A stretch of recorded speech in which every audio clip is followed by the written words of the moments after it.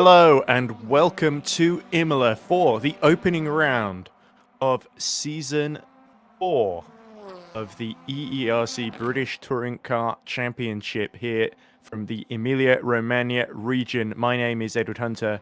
Alongside me in the commentary box is Joshua Birch, and on cameras, of course, is the wonderful Pascal Eggert. We're just looking at last season's champion Mike Bell, who's just about to start his first qualifying lap of the season for his Smile Power Racing team, in association with Rookie Monsters, of course, the runners up to Hunterbird Simulation, the reigning team's champions, of course. So Mike Bell switching to his own team, as is his right, of course, and looking to start the season well with a good quality lap here as he goes through the chicane at Tamburello and now makes a long approach to the Villeneuve chicane. Then Josh, this is a really interesting circuit. Last time we were here, I remember he had an amazing race too.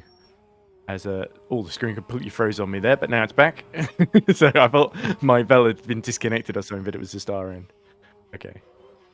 Yeah, great to be back. I've just done a couple of laps around Imola actually before coming to the commentary box, and then spent 15 minutes trying to battle technology. Isn't it always the way? But I love this track, and after the flooding last year and the entire region being devastated, the work they've done in spin at the side of the track, coming at the top of as well down to Imola. But yeah, the work they've done to get the region back and still working now is absolutely unbelievable. So full credit to everyone in the Emilia-Romagna region here in the outside of Rimini. So it's fantastic. Yeah, hopefully, I don't think it's on the F1 calendar for this season, but we will hopefully see Motorsport back in the region and at Imola before too long, because it's one of those classic motorsport tracks we definitely don't want to lose from the calendar. And I think the flooding, it's definitely, people are more important, so it was right that the race was cancelled due to the flooding, but certainly it's always lovely to have the track, as well as Mike Bell lifts the wheels going through is that Rivazza 1 and 2. Yeah, it's scheduled, but whether or not it actually happens is a completely other ball game at the moment. I think they just put it there just in case. But Mike Bell then with a 150 point. Oh, I can't see it now. It's a 150.571, it says. 571, yeah. Hartley's gone top, though. Cars just stopping, getting out of the way of everybody else. See down right coming into Rivazza 1, then into Rivazza 2, and then he gets back on the power. Monio up then downhill. This fantastic downhill braking spot was the best view of any racetrack because you've got the apartments just opposite it. Oh, yeah, of course. The best seat in the house, as you say, Josh. But must be noisy for if you're a neighbour that lives there. Imagine all those people that are complaining about motorsport circuits when they move right next door, and then it's like, oh, it's really noisy. We should get motorsport cancelled. We see Loic Monnier for KV86 Powerhouse take provisional pole position there. And Monnier, of course, very, very experienced, not just in touring cars, where he was a driver for Hunterbird Simulation in Season 2. He's just beaten the Season 2 champion, Louis Hartley. So we got Monnier, a race winner, Hartley, a champion, Bell, a champion, and Ellis driving for Smile Power, previous Rookie Monsters driver as well, and I believe another race winner as well. So pretty stacked in the top 4 there. But the KV86 Powerhouse, of course, a new team, as we see Bradley Sellers go 6th fastest in the 3rd of the 3 Smile Power cars. The thing is, though, is that they're Italians that live there, not the Brits, not the Americans, or anything like that, who would whine. Very different attitude, if there's noise. Yeah, the Italians are more like, give me the noise, and give me the noise now. As off the track and through the barrier to visit the fans is Louis Hartley. Yep, that's a shame there for the Finnavon driver. Was hoping not to have that happen to him. Just going to send you a little spotter's guide, Josh, just in case that comes up. That Nick has put together for us with all the liveries on it. But KV86 Powerhouse, who, of course, won the opening FS2 race. There's Patrick Magnusson, one of their drivers, of course, the Norwegian, if I remember correctly. Sets a purple middle sector, goes 2nd fastest, just behind teammate Moynier there. So that's a great lap from Patrick. He'll be hoping that's good enough to start the race on the front row. Fingers crossed it will be, but they've got a lot of work to do after the end of last season, and now a new team coming in. But I still think as well Bradley Sellers is one of our top drivers back in the Formula E calendar. Do you remember when we ran that series? Another one is coming for Formula E soon. touring cars comes up first, then we move over, then we move over. So I've heard it nothing goes about all formulas. around. This is new information to me in the world of I'm EERCs. We see Ockenhaug go keeping an eye on 12th it. fastest there. So great lap from Magnus. To get the I've been keeping Optiminal my in eye the on middle of the it. grid. Okay, well, Yeah, I've been I guess I'll have to keeping- trust you on that one. Because whenever I've asked, Pascal's completely stonewalled me. And just acted like I don't exist. But anyway, 8 minutes left of the qualifying session. As you look at Alexander Sirema for the Crown Dental Group. So I guess a team of dentists entering the Touring Car Championship this season. But Sirema looking to try and get into the top 20. And he's successful, just beating Stanislas Pajout, who's filling in, I believe, for Oliver Hargitay, who's had to miss the race at the last minute, which was really annoying. He just had something come up, but I guess, you know, it's probably. I hope it's something serious, like, I don't know, a family member in a burning building or something. Because if it's not, I'm really annoyed. If it's, oh, I didn't feel up to it today, but that's not you. If Oliver can't race, it's usually something serious because he's pretty dedicated. So I think we'll just have to He's trust him. back again. Nick It's Nick Homewood. Homewood. Nice to see him in as well. Down into Ravazza. This part of the track's changed a couple of times over the years. Oops, trail breaks it. Rhea steps out nicely. I love it. Last time we were here, Fantastic. his teammate at Finavond, Peter Schoenemann, was the victor in a very, very dramatic race too, where him, Hartley, and Season 1 champion Mia Rose all did battle as Homewood starts a new lap with 7 minutes left to go. And you can see the I just British found it flag weird that on the end plate of the rear wing there. I looked up to the top of the time screen, saw my JB Motorsports logo. I forgot, why is that there? I was, yeah, I'm sponsoring. I forgot I've briefly put there for that this season. Yeah, Loic Mounier there, 49.6. fastest. By quite a margin as well to Magnussen. Look at that. 4.5 tenths of a second plus. That's brilliant for Loic Mounier for the KV86 powerhouse team. Yeah, very, very hooked up is the Frenchman, Loic Mounier. So he's clearly got great setup, at least for qualifying. We'll see if it holds in the race as well. Remember, it's going to be a choice of tyres that you'll get one race in which you can pick the soft tyre of the 3 races that we're going to do today. And they'll have to have decided beforehand, of course. I think, without wanting to spoil anything, all of our drivers have gone for the 3rd race because I don't think any of them are feeling particularly confident. So that sort of makes sense. As you look at Hartley, another 3 temps down in the 1st sector as Mounier has gone back to the pits with just under 6 minutes left to go. As Hartley again lifts wheels through the chicane at the Variante Bassa. So we're now watching Magnussen's on an out lap with 5 to go. So we do an out lap, do a push lap, then oops, he's pushing this lap. He's off the track at the top of the hill. Just getting a little bit wide there. Piratella there. Yeah. It's down right, downhill, up in the middle sector by where he's personal best, but first sector is 3 tenths off, same in the second compared to Mounier. So this might put him estimated P2 if he gets Ravazza right and then the run up towards the line. Indeed. Good exit. Yeah. Now, what's the time across the line? It's a shorter run to the line out of this version of the track. It's just there, and it's 7th. Wow, he lost a lot of time in that last sector, actually. Well, actually, it was still personal best in the final sector. It was more the 1st sector, I think, where he lost a lot of time. As somebody gets right on the grass to get out of the way there. So Darren Wright has an unimpeded view of the... Yeah, a lot of grass cutting happening already. I think that might have been one of our cars, Josh, because I recognise a sort of flash of white and green. Although it might have just been the grass he was going on there. As we look at Joseph Frederick Souto, who's a new driver recently acquired by the Finavond Dutch team. And he's going to start a lap now. Currently just nestled neatly in the top 10 there. Nice and tight into the braking zone for the first corner. Tamburello chicane. Look at Louis Hartley. Hartley's first sector. Wow. Up, personal best, and overall fastest by 0.183 of a second. So Hartley's pushing like crazy as we ride on board towards the chicane at the top of the hill. Variante flicks the car in. The sausage curves really do bump the cars up. It's hard to get a straight line at the exit there. And if anybody played the F1 23 game in Breaking Point, that's where Devin Butler threw it into the wall. Downhill into the braking zone. Then, as also noted, did the same thing to be fair as well. And Leclerc into the brake, down into Ravazza 1. More third people gear, will have watched 109. real F1, Josh. And Yes, I'm play just trying to Breaking connect Point, it. if I'm being I'm honest. trying to connect it to esports as well, but nice exit over Raptor 2. I think that's a very Lap loose towards term of line. esport compared to what Well, we see here in our Factor 2. gaming, racing.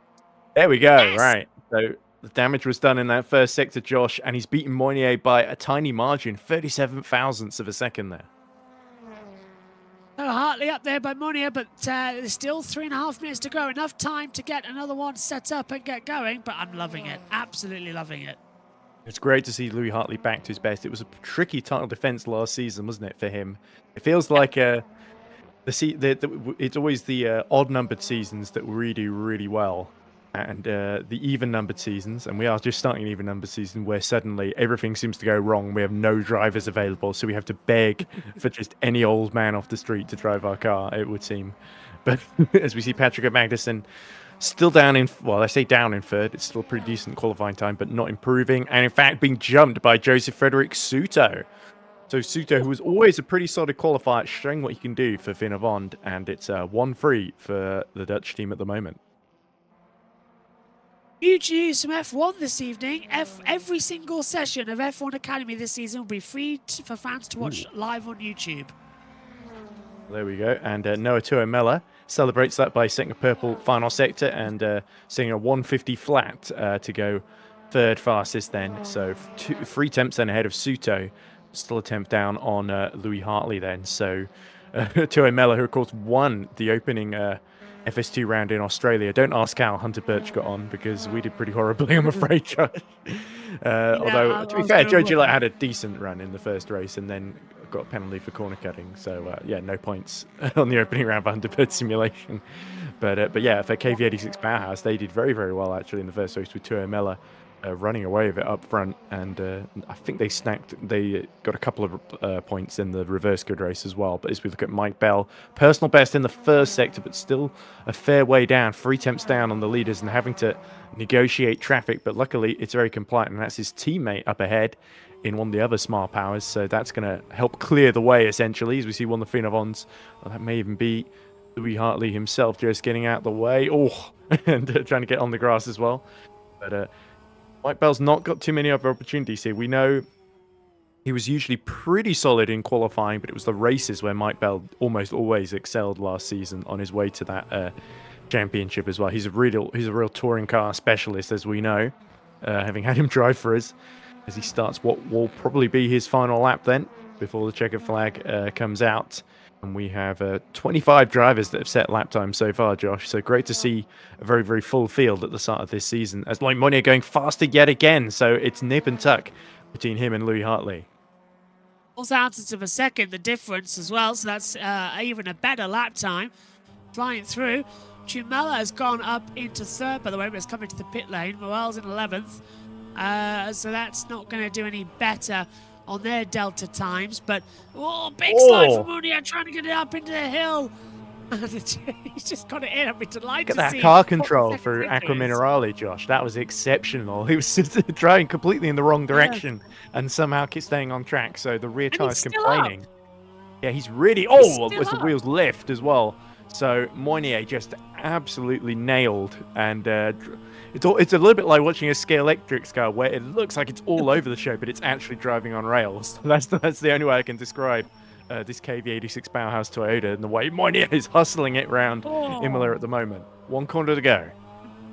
This is his driver's eye, of course, so I thought he was nearly the gravel, but he's got a perfect car control up towards the line. Is it faster than Hartley's 149.929? Oh, significantly. Yes! And he celebrates with a spin. What a time. 149.680. 2.5 tenths up on Hartley. Look at Bell now. Personal best. Yeah, Bella's got to try and get onto the second row of the grid here. He's at the back of the third row at the moment. Middle sector looking good. So it's all going to come down to this final sector. How wide does he go? It's neat and tidy. Oh, just a little bit of gravel, but that won't hinder him in the slightest then. Is he going to be able to get top 5, top 4 here as he powers towards the line? No, it's not faster in the final sector, so 6th he will remain then as we cut back to Suto, who's a little bit down on his personal best. Van Leeuwen goes up to 12th then on his final lap then. So everyone doing their final runs towards the line now. Nick Homewood powers through to 12th fastest, snatching it off Van Leeuwen then right at the end then.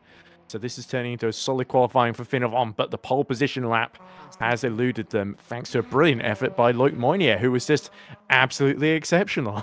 As we look at Luke Bex, again trying to defy physics and fly into the air there. And this is a personal best time then, so Luke Bex part of their endurance lineup at Finovon. It says green, but there's all sorts of blue stripes on this particular Finovon, so it's a kind of turquoise, if anything, in my opinion. So maybe It's the Finovon. tricky colour. No one can tell what it is. The only colour they know seems to be orange. The others all just seem to be window dressing. As we see Howard in the XRL go 18th fastest. Luke Bex 16th currently. Can he do better? Yes, he snatches that mythical 12th place from Morel. So Van Leeuwen, Bex, Morel, and Homewood all fighting each other, and it's Bex that wins that particular fight on this occasion. But they're qualifying over then, and it's Moynier, Hartley, Tuamela, your top three. A qualifying session that is, and going into race 1, of course, going to be even better now. Correct me if I'm wrong, Ed. Race 1 set by qualifying. Race 2's grid set by the results of race 1, and then we go into race 3 with the reverse grid, where we do it here. Yes, I think it's a reverse grid based on the finishing order in race 2. I can't remember if there was a rule we put in where it was top 15 or top 10 that get reversed. But anyway, here's confirmation of the final. Well, it always is, isn't it? Confirmation of the final results then. Loic Moynier takes pole position for KV86 Powerhouse ahead of Finovon's Louis Hartley. Then it is Noah Tuamela heading up the second row ahead of Joseph Frederick Suto. So it's KV86 Finovon, KV86 Finovon, then another KV86 in Patrick Magnussen. Following that, we've got our three Smile Powers. So no need to frown. Smile Power back in town with Mike Bell leading Bradley Sullers and Jeffrey Ellis. Darren Wright gets into 9th position on the grid for Crown Dental Group. Then the top 10 is rounded out by our winner here last time out at Imola back in season 1, Peter Schunemann. Krzysztof Szylski for Optiminal is going to start the race 1 in 11th position ahead of Luke Bex. Then there's Marcin Morel, Nick Homewood, Thijs van Leeuwen, and another Finovon in 15th. Then it is Alexander Serema in another Crown Dental in 16th ahead of Magnus Ockenhaug for Optiminal. Nathan Howard is going to start 18th for XRL. Matthew Williams, the first of the Hunter Burt simulations, down in 19th, unfortunately, ahead of Pedro Cruelas Gomez for Gomez Sport Racing Team. Thomas Raschke will start 21st ahead of Stanislas Bajald, and is Alejandro Nadales, Joaquin Morales, and Andy Horton rounding out the grid with William Novak not setting a time in qualifying. Let's hope Novak gets into the race in 25th position. So presumably, as always, we'll just wait to set the grid, then we'll go from the warm-up to the race, and we can get going. Indeed, yeah. So it will be a fairly short warm-up. Sorry, I got a bit distracted there because for some reason I think I might actually have to disconnect coming because whenever I get notifications, it sounds really distorted and horrible. And a couple of my drivers complaining about how qualifying went in the Hunter Burt simulation chat. Thomas Rasch says he feels he had another second in him. Well,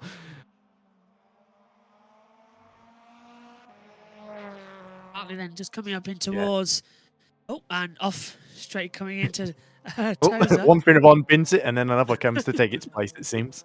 But yeah, Louis Hartley, he's got to hope he can get a good toe on Moynier then. I have a feeling this race is going to come down to those two because they're probably the two quickest that we have. We could see a couple others come into the mix with tyre wear, though. If Mike Bell can get ahead of Suto, Magnussen, and Tuamela fairly quickly, then he could be a big factor then, I feel. This is going to be a big 3 races. I really don't know what's going to happen next. Maybe we could bring in... we have got, obviously, Pascal doing the broadcast, but also Omi has just joined us midway through qualifying there in the chat. So we should probably introduce Omi Zaidi. Omi, nice of you to join us here for the opening round of EERC British Touring Cars. So we just had qualifying set with Loic Moynier, Louis Hartley, Noah Tuamela, your top 3 on the grid. Who do you think is going to win the first race of the 3 races we got in store today? Well, hello everyone. Thought I'd just pop in quickly as well, but I don't really know much of the drivers. I don't know. I don't really know the teams. I don't really know anything about this. Luckily, they've got professionals like you and Josh. But all I know is it's going to be chaos, as Nick has told me. I think that's probably the most accurate description and the most succinct as well.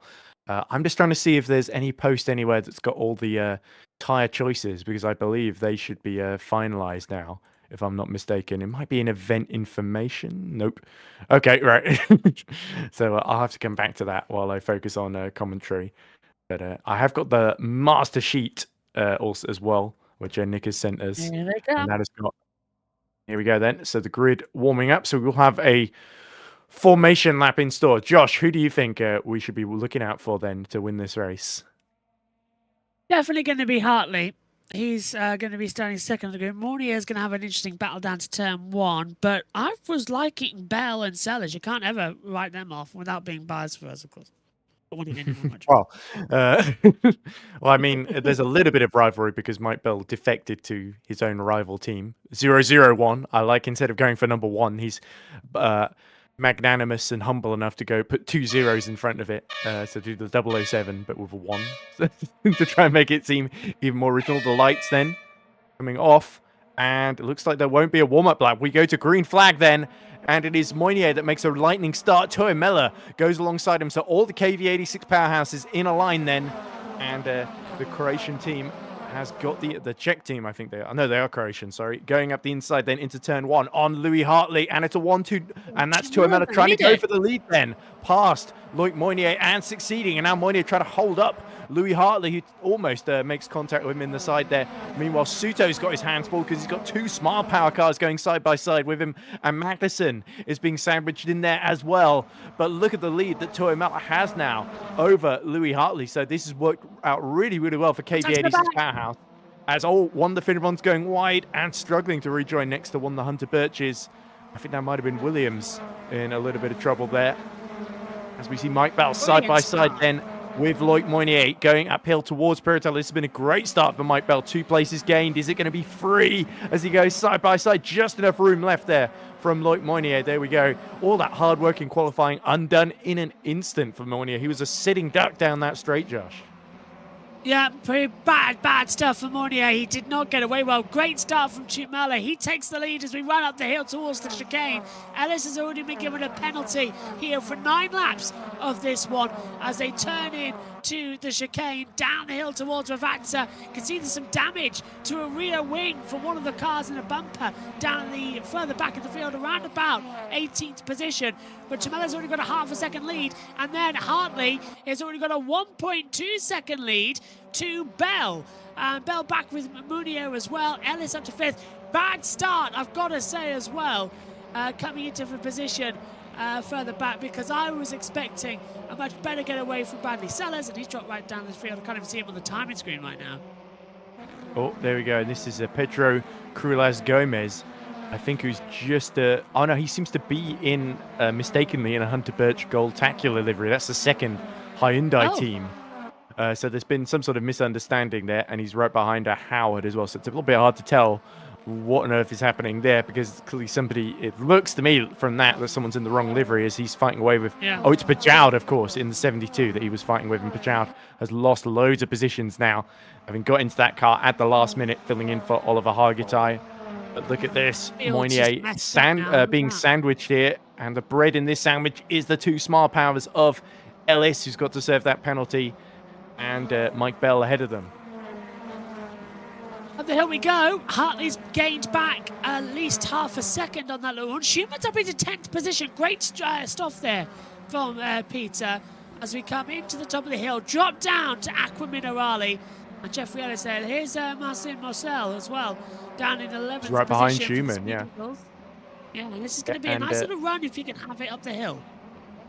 Yeah, so Peter Schumann, of course, seems to really get on well with this track. Seems to... Oh, as we see another Finnevon just slide off at Aqua Minerale in the background, arriving way too much speed, and it looks like Suto may have gotten a penalty for corner cutting as well. So that's both Suto and Ellis in trouble at this early phase of the race. Though it's not a long race, only 9 laps around Imola, although in these cars, they do take a while compared to, say, a Formula 1 car to get around the track. So...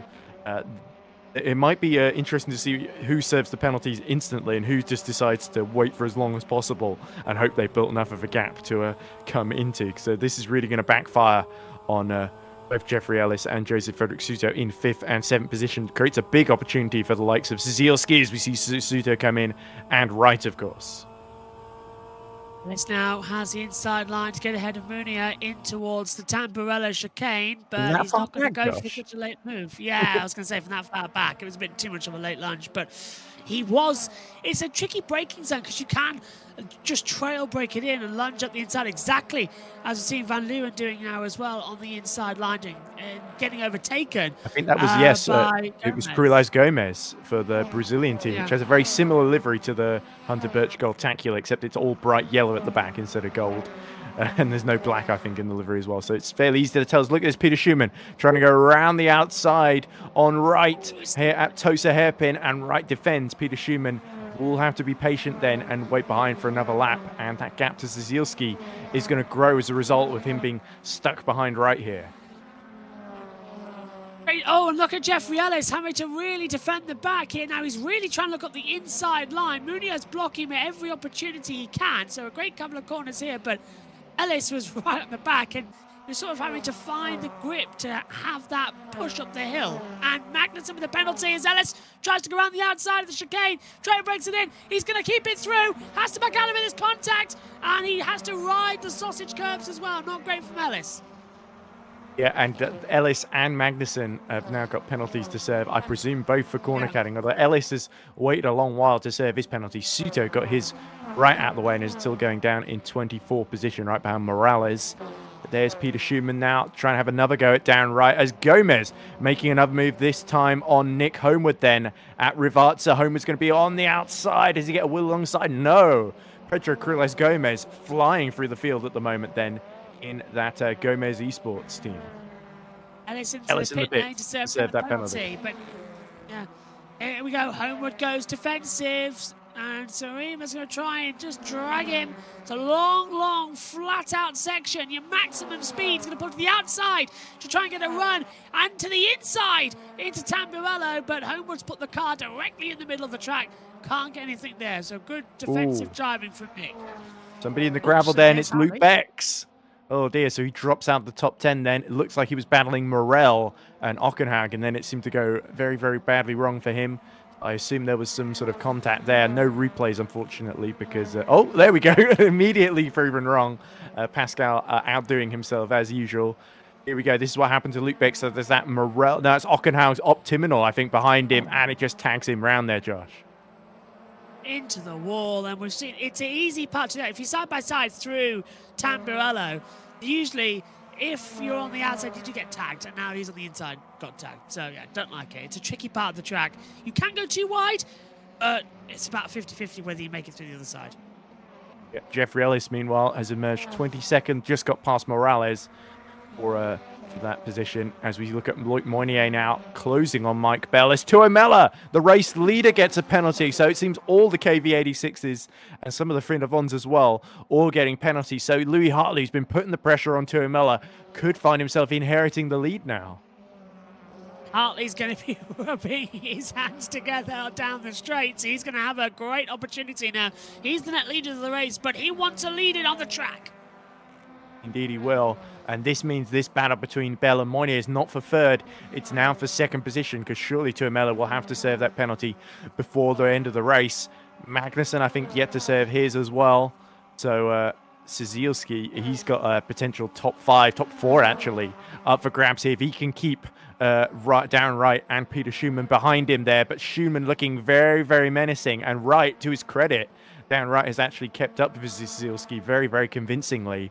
Especially with Peter Schumann just pushing him along the whole way in this race, it feels like. And Schumann is now literally just going to be waiting for an opportunity to dive bomb here. And that might happen because he was out off the track. As Bell up into third position, passing Moynier. I think Bell's been defending from Moynier there. So Moynier got very close at Tosa. As you see Wright being overtaken by Schumann through Tosa at long last. There we go. Schumann's got the inside. Or Piratella then. So is Wright going to try and stick it around the outside? No, nowhere near close enough to pull that one off. So Peter Schumann gains another position then up to P7, and it's potentially going to be P6 or P5 for him at the end of this, with the penalties yet to be served in front of him for the KV86 powerhouse pair of Imola, who's lost the lead to Hartley. Louis Hartley. Perhaps he knows that penalty's coming, and he's decided just to back off. Yeah, it would explain a lot, but Hartley, at that part of the track, can't see a move on the inside at the bottom of Imola. May also have been a mistake from Imola, as we see Wright get a penalty, just as I was praising him. So it seems loads of penalties in this race. You just got to stay in it and hope you can score some points without having to go into the pit lane. But Imola, we should see him coming in as well, along with Magnussen and potentially Wright in the next few laps as well. Moynier and Bell now are going to be contesting second position with one another. Loic Moynier again gets right into the slipstream. There goes Peter Wright, down right, sorry. Getting mixed up with someone else. Schumann trying to have a go. I can't see at the moment. There he is. Schumann's going to try and go around the outside line, coming into Tamburello. Yeah. That's a late one to do it. This is for fourth. Look how late Szylski braked there. Yeah, but Schumann's in a good position here because he's going to get the toe into Toza. Forget the Villeneuve chicane. Focus on Toza. Yeah, he can't forget the chicane. You've still got to negotiate it. As look at Szylski just hanging around in the middle of the road in the meeting the apex. Peter Schumann senses an opportunity, but is not able to make a move like he did on right now. Just out braking himself is Krzysztof Szylski. And that is going to promote Schumann. The pressure Schumann was putting on the back of him, as soon as Peter looked for the inside line, just he went defensive, and then he was always going to go wide because he was in the wrong part of the track, braking and turning at the same time. Well, look at this. 200-bet simulation Ford Focus is holding on 2 points paying position here in Matthew Williams and Thomas Raschke. And they've got a whole group of cars with Bex, Howard, Magnussen, Morel, and Ellis all trying to snatch the 14th and 13th in this race away from them. Or 12th and 13th, I should say. Yeah, Williams and Raschke in 12th and 13th position. Yeah, Thomas Raschke getting very defensive. Oh, and off track goes Matt Williams. Oh, and look at Nathan Howard getting really defensive there from Magnussen. There's another penalty Raschke gets a penalty for cutting the track. So both the Hunter-Birches immediately destroying their races right as we get to them. Yeah, that's on me for getting excited about any good things happening to us in this race, Josh. But there we go. He's pulled out 4 seconds, by the way, as we took a look at Monia trying to get past on Bell down to Tamburello. Yeah, Bell knows he's not really going to be able to keep up with Louis Hartley. He's got to focus then for the rest of this race on defending from Loic Moynier, the pole sitter. Bell had tremendous wheel spin. He laid down 11s coming out of Tamburello, and Moynier's looking for a way through at Villeneuve. Toza's the one to go through. Indeed it is. That would be the way it's been going so far. As wide goes Mike Bell. That creates a small opening for Loic Moynier to slot his way up the inside then at the Tosa hairpin. And they're still going to run side by side. Mike Bell actually gets a good exit here. He's going to try and swoop around the outside as they go towards Piratella. And who's going to get their first hit will be Mike Bell. Oh, so brilliant squabbling between these two. Mike Bell was not going to be outfoxed there. So Loic Moynier, he's only got a couple more laps then to try and snatch his second position off of the Englishman and the reigning champion. He's trying everything at the moment, is Moynier, to get through, but it's not paying off. And Van Leeuwen's coming through. Oops, and another one off the track. Darren right now on the inside line. Getting That's through. Matt Williams in more issues. Yeah, Oh dear, so Williams going to lose 2 positions in one then, because up the inside goes Joseph Frederick Suto, and I think Matt Williams is now just trying to survive and get to the end of this race, because the car, he's clearly not comfortable with it. He's saying it just didn't feel right. Oh! Big hit, that's down right, hitting into the side of Morel in the Optiminal in that battle for set, and he's somehow gotten through there as Howard gets a penalty as Raschke somehow repasses him. But look at this, Moynier once more steps up Mike Bell down the main straight. This is probably going to be the penultimate opportunity then as they start the penultimate lap, as Loic Moynier actually doesn't get a great run, backs right off there. And look at this, they're still going side by side in this battle for the final points paying positions here. Nathan Howard has the small power go around of Ellis going around the outside of him at Rivazza, and Nathan Howard has to back right out of that one in the XRL. Blimey, it's his opening race giving us an absolute go for all.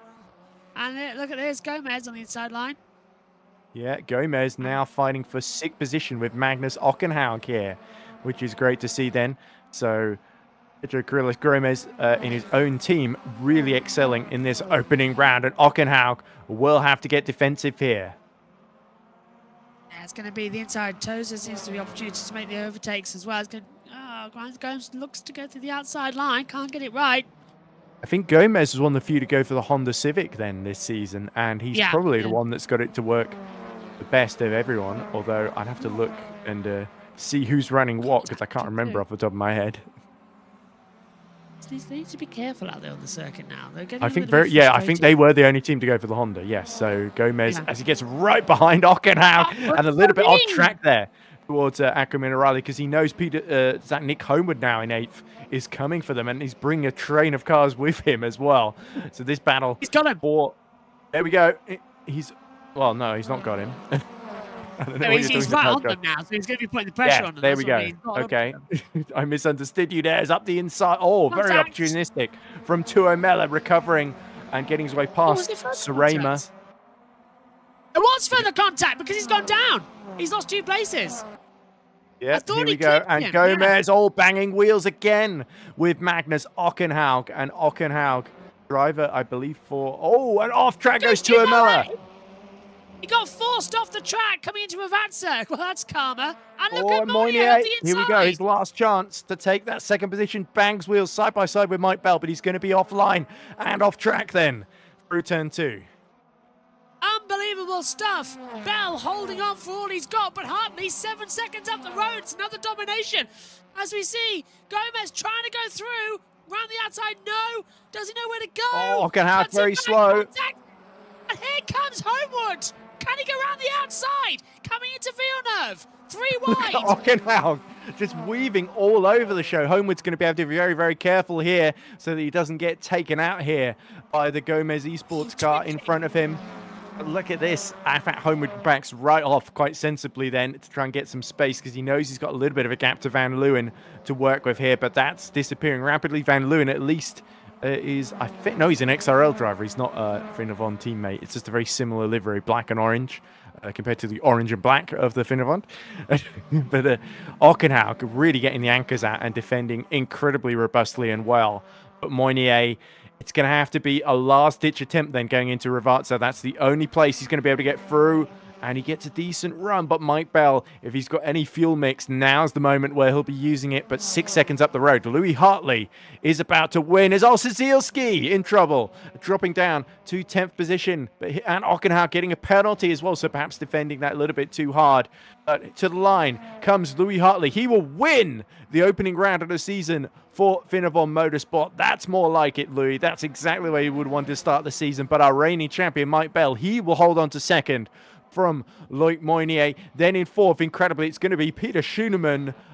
Behind him, though, Pedro Carrillo Gomez in one of his first races in EERC British Touring Cars will take 5th, but it's Nick Homewood that drops down to 9th in the final few corners as he dips a wheel into the gravel. No, he's retiring completely. So horrible misfortune there for Nick Homewood. Loads of points gone begging there.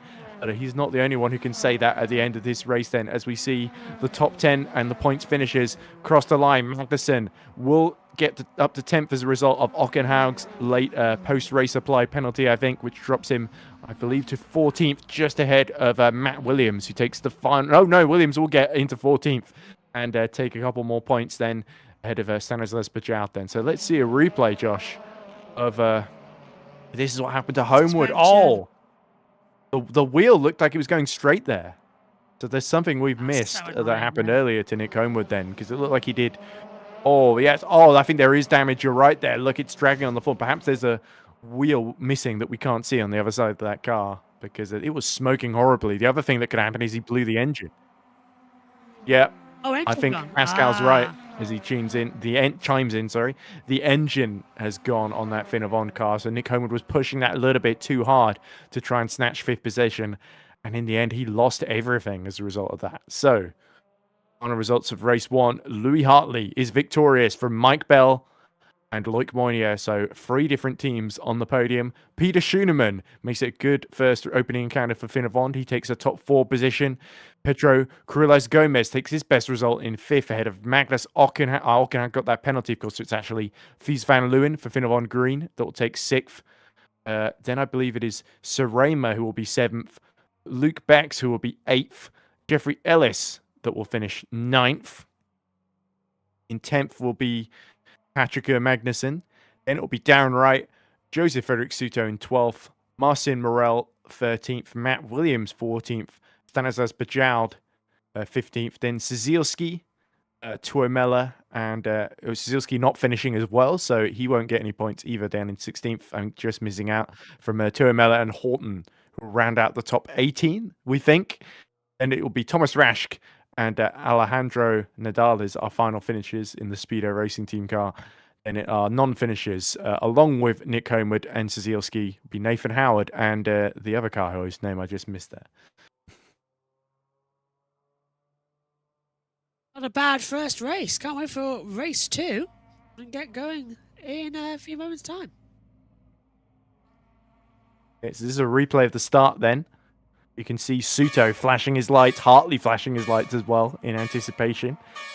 And look at Moynier on the right there, because he is about to get absolutely swamped on this. Gates makes a good initial getaway. All the KV86s do as well, but Tuomela gets past Hartley crucially. And it's such a shame he got that penalty, wasn't it? Because Tuomela, I think, could have had a good chance of holding on to that victory there. We did see a mistake a bit later on as, oh, well, that's all we're seeing of that then. It looks like Pascal's computer could not handle 25 cars into turn 1 on this occasion. Right, let's get going. Oh no, number the server 2. got ticked over for round 2. That was why that happened. Yeah, It wasn't Pascal's computer's fault. Apologies to Pascal there.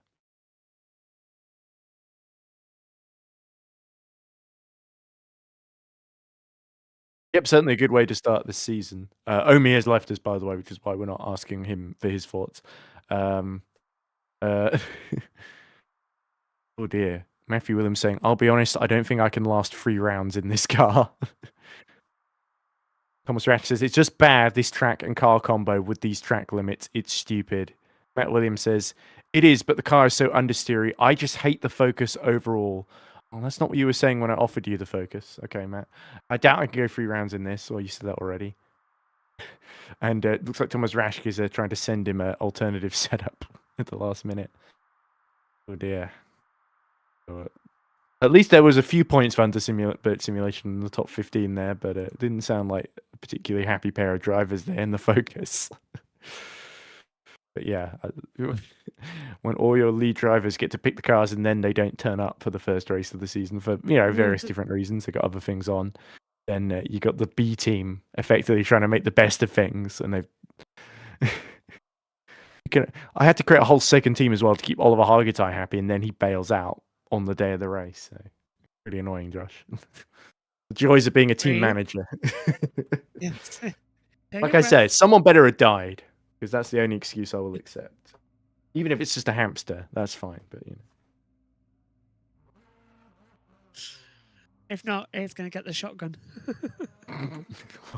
Well, maybe not really that. Well, someone really will have died at that point. But yeah. Anyway, I think we've seen enough death and destruction in the first race. But there's probably going to be more come race 2, I'm sure, Josh. Anyway, for Louis Hartley, you got to say, if he's this is his attempt to get title number 2 after winning the Drivers' Championship in Season 2. And this has started, it's a dream start for him. But Mike Bell in second, holding on to Moynier. That's probably going to be crucial in the Teams Championship as well, because Smart Power didn't get many cars in the top 5 at the end there with all those penalties. Mike Bell was the only one who went pretty safely and was somehow able to hold on against Loic Moynier, who looked very, very quick there in that opening race. I wouldn't be surprised if he was using the soft tyres in that first race. But again, I cannot find a list of who's... I'm not sure if Nick just forgot to publish it or something, but he never seemed to publish the... who was using the softs and who was using the mediums in that race. And now he's on the track. Yes, because he didn't... The only thing, I think, is the live timing's not working, so we got a separate Discord stream for the live time that Nick has put on his stream PC. But the problem is, I have to create like a whole separate Discord account in order to access that, I guess. And that's just going to take way too much hassle, because if I try and look at that on my phone, it will just log me out. It will just take me out of the call itself. But I could try that one. Okay. Oh, thank you. There we go. I was having to look for a load of ones. So who's using the soft tire in that first race? Morales, Horton, Bradley Sellers was. So that's a shame he got the penalty. Ellis was as well. Luke Becks was. So he got spun off. Morel was. Mike Bell was. So that explains why he was able to hold on to P2. Gomez was. Peter Schuneman was. And Van Leeuwen was. So all of those three had good races then. So race 2, it'll be Adam Coates, who's not here. So Raymer is using the soft in race 2. John Dipple, who's not here, is using the soft tires in race 2. Jason Frederick Suto will be using them in race 2. Krzysztof Szylski will be using them in race 2, along with Loic Moynier, crucially, who starts 3rd. Louis Hartley will be using him from pole position in race 2, so that's worked out brilliantly for him. Nathan Howard in XRL, he'll be using them, so he'll be looking to make up some places there. Noah Toemela will. That's good news for him, starting in 10th, as will Patrick O'Magnuson, his teammate. And finally, Will Novak in another of the XRLs, who'll also be using the options in race 2, with everyone else I've not mentioned using them in race 3. So ready for this next one. It's going to be a lot of fun, this race. Well, yeah, hopefully we'll see a few less penalties and a bit more track action, rather than it being decided in the pits, or by people staying out of the pits, to be more accurate. That is true, yeah. We want to have 9 laps straight to the line. Yeah. By the way, I saw you did a podcast with Jess and a couple of the others today, Josh, for your JV Motorsport show. Oh, no, I want a podcast. It was a meeting. Oh, a meeting. Okay, that's probably why I wasn't invited. Yeah. That's okay. It was a meeting. We were just because me, Jess, and Josh are doing the streams this weekend. So yeah, Jess is leading F1 Academy. Josh T's doing the the IndyCar when I leave to do MotoGP. So we were just getting it all together. You around this weekend for it? No, Saudi, of course. Well, I mean, I'm around, but I'm not interested in what's happening in that particular country. It's annoying. The next GPV round after they've done all the Australia, which is this week and next week, and I've still got to do the season preview videos for Super Lights and Super League, which are the F1, F2 equivalents in GPV. Then the next round of that after Australia's done is Saudi Arabia, Jeddah. So I'll have to grit my teeth and get through. I think I'm doing the FS1 commentary for that and the Academy race as well. But anyway, I'm just trying to see if there's any interesting. Omi says also of F1 Academy, Nikki Shields will be the lead commentator. That's good. Although Nikki's not. Really? She's done commentary with Jack Nichols a couple of times for Formula E, and I didn't think. Like in New York one time when they couldn't get another co-commentator in, and Nikki, I have to be honest, wasn't great. I think she's a really good pit reporter, but it always felt like, to be fair, she'd done it at the last minute, so we can't be too harsh on her, and she's brilliant at her regular job, but and she knows her stuff, so that's good. But I think there are other female commentators they could have picked, but hey, maybe if they put Nikki alongside someone that she works well with, then it will work out. You never know. Fingers crossed it's going to be good. I mean, could have asked Jess to do it. I mean, he's there. Yeah, she's not doing that. He's doing it for us. Yeah, it's interesting because I remember talking to Erin, who did the YouTube presenting for the sort of highlights of F1 Academy last season, and she told me that when she won the Formula E competition, part of it was they had to do a commentary thing. Where they've given some footage to commentate over, and she said she felt she was really bad at the commentary. I'm sure she wasn't as bad as she said she was, but I think there's a thing where people who are really, really good at being lead presenters feel at least that they don't necessarily have the right skill set to be commentators, because it's not always a discussion when you're doing commentary. A lot of the time you are reacting to things. You have to be very, very on the ball. And you're trying to read the race as well, predict things that happen. Where as a pundit, there's a bit of predicting, of course, before the race starts. Inevitably, there's a little bit of that, and there's a bit of figuring out what the discussion points are and sort of leading the discussions, whether it's an interview of team personnel or, with your co-presenters into sort of areas that people will be interested in.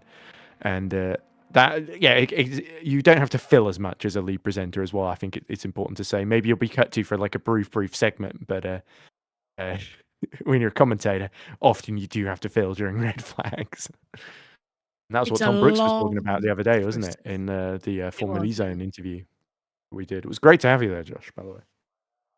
Oh, thank you. Because Did you get your John question Marner then? said to me afterwards he was convinced no one would show up, which I thought at least 3 or 4 would turn up, and you were on that list of 3 or 4. So. Yes, I thought so. I thought it would be. Don't get me away from talking to broadcasters. Right. I think as usual in the 100 Vert simulation chat. Oh, there we go. Matthew Williams says the setup that Thomas Rash sent him helped a lot. Thomas Rash also says, if I get one more track limit point for going off the track and then lifting or even braking and getting half the amount of the drive through, seriously stupid. So that's clearly the R Factor 2 sort of corner cut system. Wonder when R Factor 3 will come out. Well, the thing is, there's these, especially for endurance, there's a Le Mans Ultimate, isn't it, that's come out fairly recently that a lot of people are starting to get behind, especially from the R Factor 2 sort of hardcore simulator crowd, I think I would say. So, like, you got like some Michi Hoyer who's all over Le Mans Ultimate and sort of doing like user guides for it at the moment on his channel. So a lot of people, in fact, I talked to Eliseo Neto, who's one of my drivers and drives for XRL Esports as well. He's basically saying he thinks EERC and loads of these endurance championships will just switch to Le Mans Ultimate in the next few months and years. See what happens. Coming to the grid, though. Sunnier than race. Never mind. I was about to say, but that's than more race like one. it. Drizzly and overcast, exactly the way we like it here in Imola. Don't think it's going to rain, though. No rain on the radar last I checked. Yeah, just cold and overcast as well. Oh. Tom Parker apparently said earlier Mike Bell is a smelly, and then he used a immature word for genitalia. So I think is the message held for review. Shall we hide that, shall we? Because we said it on stream. We don't need to sully the chat with it. Auto moderator just handled this. Oh, well, okay, auto moderator. You want to get snarky about it? Looks like Bell is missing from. There he is. So now we're just waiting for Magnussen and Thomas Raschke to get his ear out and put up with the focus, I guess. Here we go then. Lights illuminated, and when they go off, race 2 is now underway here at Imola. Oh, a lightning getaway for one of the KV86s. I think that was Magnussen, who had to pull off all the way to the right there to avoid hitting someone. And now Hartley's got a clear run into turn 1, but Moynier is going to try and launch his way around the outside. Has to worry about Mike Bell and Gomez now going up the inside of Bell. Oh, big spin, and that's one of the Hunter Birch Goldtaculars around. That's KV86 of Magnussen and Van Leeuwen in the gravel as well. And look at this, 3 wide for the lead. That's going to be a big Round contact, the not outside careful. goes Moynier for the lead, and now he's side by side with Bell, but Bell is going to hold on to it there. So Hartley got absolutely swamped then on the run into Villeneuve. Fantastic start as they still come up the inside as well. Hartley just holding on, but Moynier up into, well, is he down to 3rd place now? The time screen not updating yet. Fantastic stuff.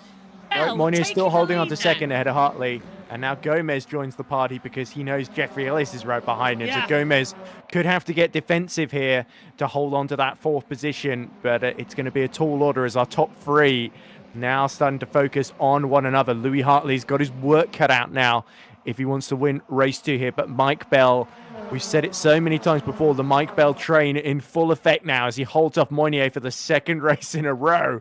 And look at them, nose to tail then, as they go through the Variante chicane. They've got to be so careful now as well with pack racing. It could cause another big pile-up. We saw that just at the start of the race down into the first chicane at Tamburello. Meantime, Schumann trying to go on the outside. It's Sarema trying to go up the inside of Schumann. Yeah. Through Ravazza 2 they go. And who's going to get out ahead? It's going to be Sarema then. So great move there by the dental car. Now look at Mounier as well, right at the back of Bell. Bell goes as close as he can to the pit wall. That's technically turn 1.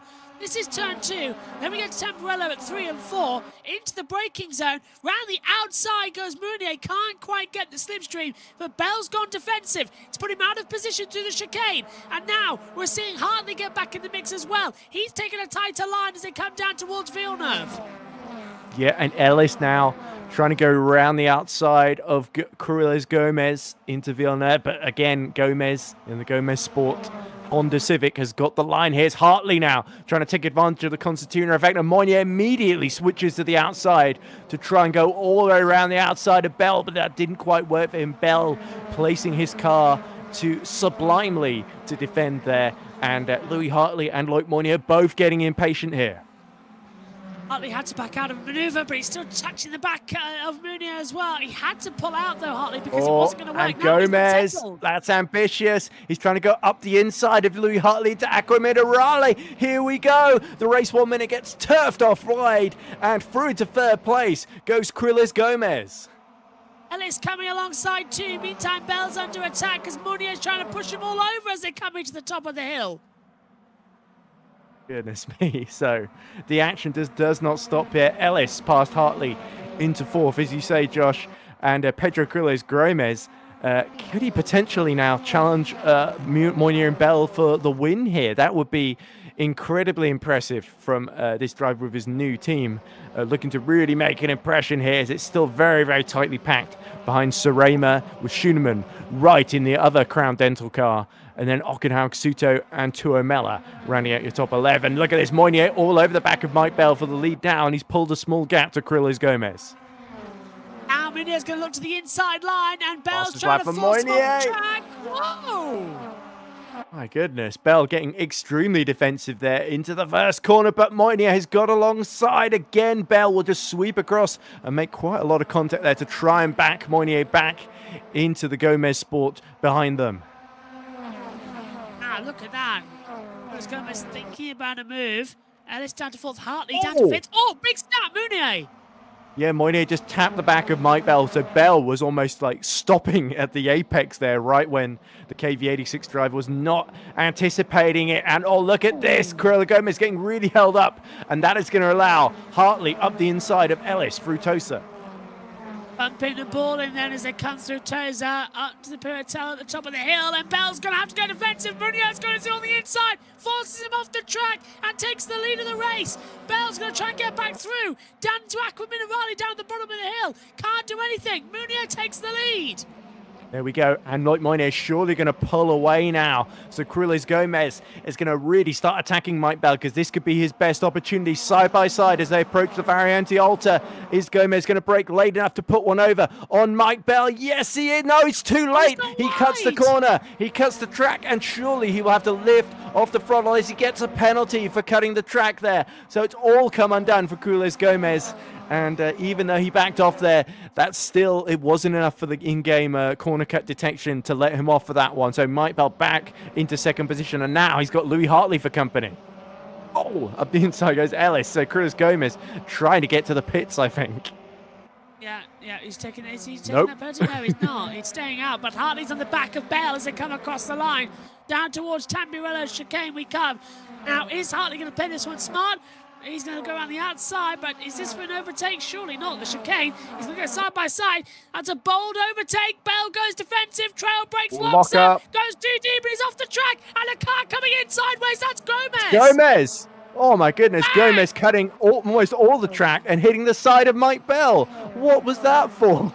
What did Mike Bell do to hurt you, Pedro? Gomez got out of shape coming into the braking zone and just decided to go full throttle across the track. Yeah, and such a shame. His race was going so well up until he cut the chicane there, and now it's completely undone. I'm surprised he escaped penalty for another corner cut there. I guess the game just doesn't expect people to go that deep in the gravel. But yeah, he's lost a lot of places. Replay to see that again. That was unbelievable. Oh, look at this. Ockenhaug up the inside of Darren Wright. Wright going to have to go wide at Piratella. This could allow Tuomela up the inside as well. So 2 places lost for Darren Wright in the Crown Dental Group car. And now Joseph Frederick Suto trying to attack the pair of them, but Wright barges back into the side of Tuomela, who, remember, got into the lead in race 1, and down right retakes the place and is going to drag Suto with him as they approach the chicane. They've both got the inside. Tuomela sweeps around the outside to hold Suto at bay, and now Bradley Sellers wants a piece of the action as well then. So lots of fighting here in the lower points paying positions, but up front, Moynier has pulled a 2.3 second gap to Hartley, who is now very truly ahead of Mike Bell.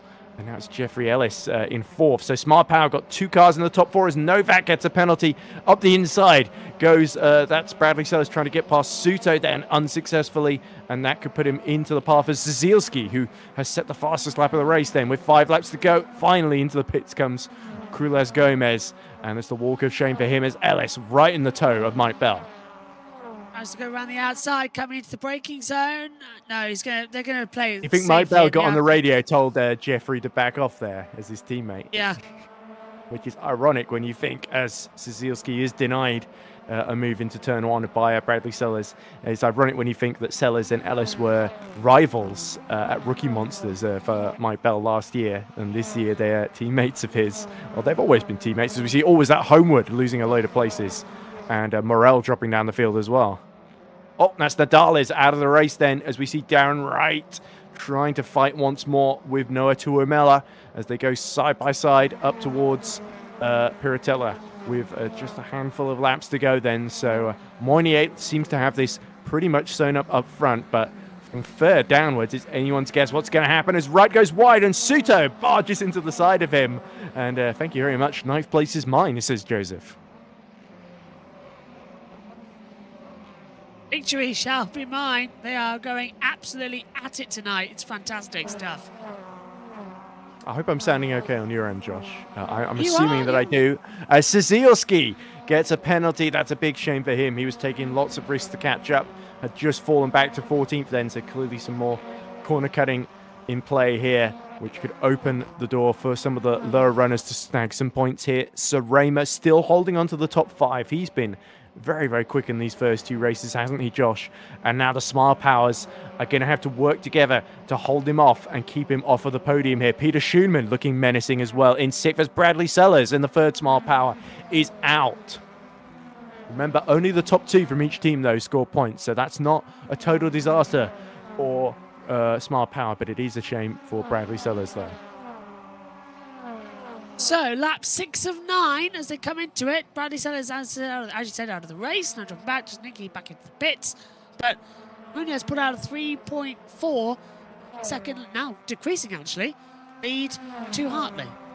Yeah, Mike Bell has got to decide whether he's going to let Jeffrey Ellis through here or do the typical Mike Bell thing of just defend that podium like crazy and hope that Jeffrey Ellis will cooperate and defend from Serema and Schoenman as well as look behind. That's Ockenhaug and Tuomela squabbling away. Tuomela's got the inside at Tosa then. Side by side he goes with Magnus Ockenhaug then, his old FS2 rival. These two have crossed swords on track before. Tuomela bumps as he tries to get the inside then for Piratella and succeeds then. And now Joseph Frederick Suto fancies a piece of Magnus Ockenhaug. Not literally, of course, just the position that he's in. So it's more metaphorically I'm speaking. Out goes Williams in the 21. He's retired from the race. Oh, that's a big shame for Hunter Birch Simulation then, because he was running just outside the points then, but we've still got... no, we don't have anyone in the points.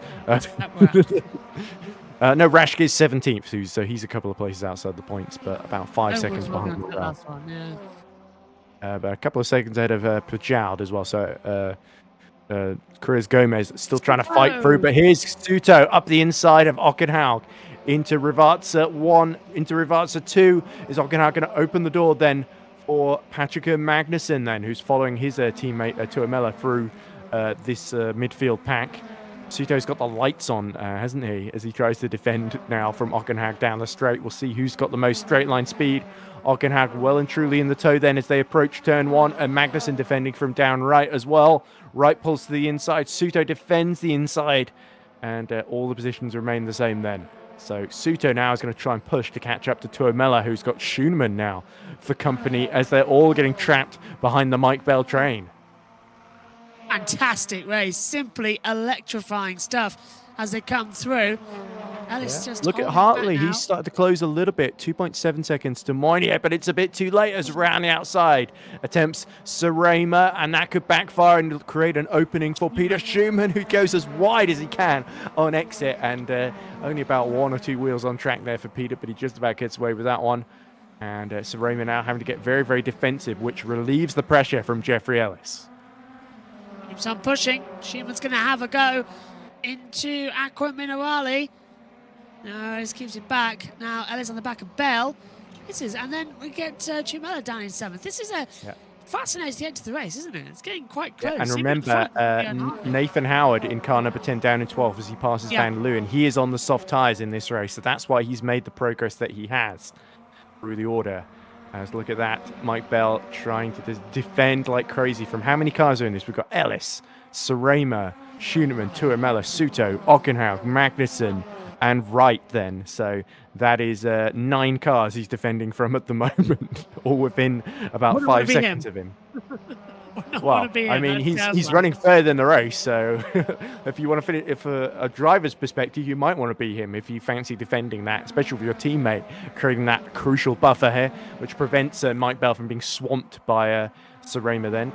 As we look, here we go, Tuamela side by side with Suto. The two Finovons working together here of Suto and is that Schunemann? Yes, so Schumann actually holding off Tuamela here into turn 1 then. And Suto trying to back his teammate by overtaking Tuamela before Tuamela gets the chance to get up into 6th position here. Trying to go look on the inside is Suto, not making that position stick. But Schumann, as you said, playing this team game, he's backing him up, and there's still drama further back because, or further front, because now look at this, because Sarema's going to get a great exit, hits the back of Ellis.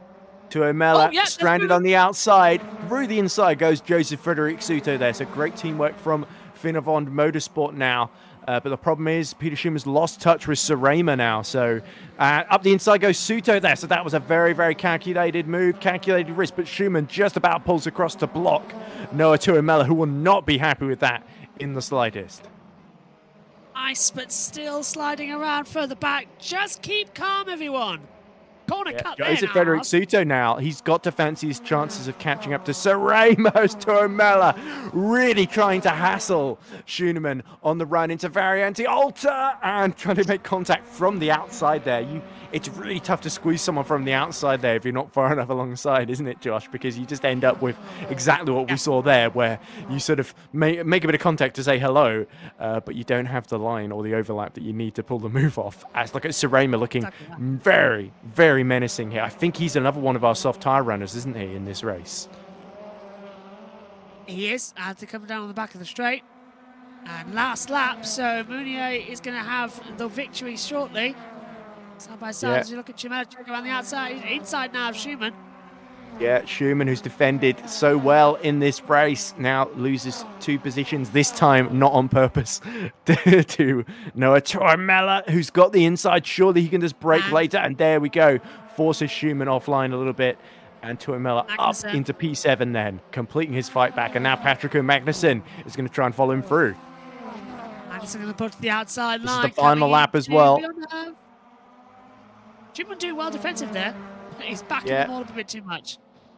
He's the new Mike Bell now, but Mike Bell, look at Jeffrey Ellis, slowing down completely and being spun around almost, and that could allow, Suto to almost go around the outside, and he somehow keeps it on track, but look at that, Sarema's going to retake the position on the outside because those two tangled, Suto and Tuamela then, and Ellis, so that's really not worked out for anybody because Sarema thought he'd lost that 4th position and then just handily retakes it. But yeah, Jeffrey Ellis, the big loser there. What a disappointment. Oh, look at Patrick Magnussen carrying way too much speed and completely cutting the exit of Acqua Minerale and escaping punishment as he desperately tries to defend position from Ockenhaug there. Cautiously, wildly accelerating, but look at Mounier. He's going to win this one by a country mile out the last corner.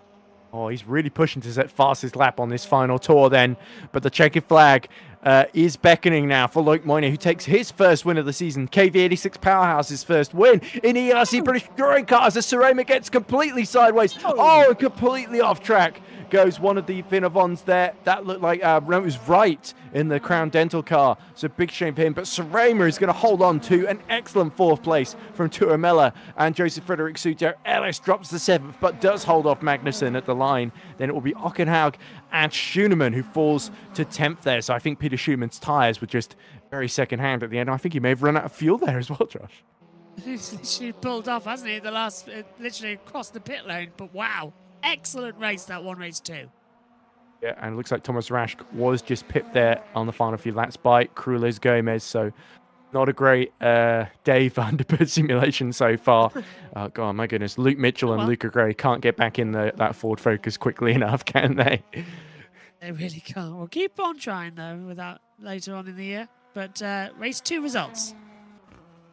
I think not everyone's finished yet, so that's why it's not showing everyone as we see one of the privateer cars cross the line there. That was that Krzysztof, I think, was our final finisher there.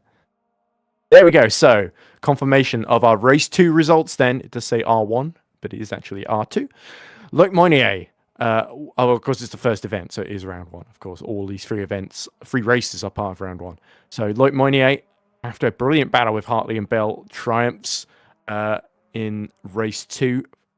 Mike Bell does just hold on to 3rd from Alexander Serema, who takes his best finish for Crown Dental Group. In 5th is Noah Tuomela, who has a brilliant fight back through the field ahead of Joseph Frederick Suto. Then it'll be Jeffrey Ellis and Patrick Magnussen, Magnus Ockenhaug 9th, and Peter Schoenemann holding on to 10th by the skin of his teeth. In 11th position, it will be Nathan Howard for XRL Esports. Thies Van Leeuwen will take 12th position ahead of Luke Becks. Then it is Dan Wright and Nick Homeward rounding out your top 15-point scorers. Marcin Morel will finish 16th ahead of Pedro Crules Gomez, who had such a good start to the race, but unfortunately that penalty really cost him. He beats Thomas Rasch and Stanislas Bajad in their Hunter Birch simulation cars. Then Andy Horton, I believe, is our final finisher in an independent entry. Then it is William Novak, Matthew Williams, Krzysztof Szylski, Bradley Sellers, and Alejandro Nadales, who are our 5 retirements. So briefly, we'll see a replay then. Not sure what this will be of. Presumably the start, I guess. Start, yeah. Yeah, there we go. The condition changing. So we look in the pits. We're not really seeing very much now, are we, Josh? I think this is still... There we go. Right, okay. So the light's coming on. The race will begin in this replay. And we've got Hartley on the right, Bell on the left. But have a look at Moynier in 3rd. Makes a lightning getaway. Gets alongside Mike Bell on the run into turn 1.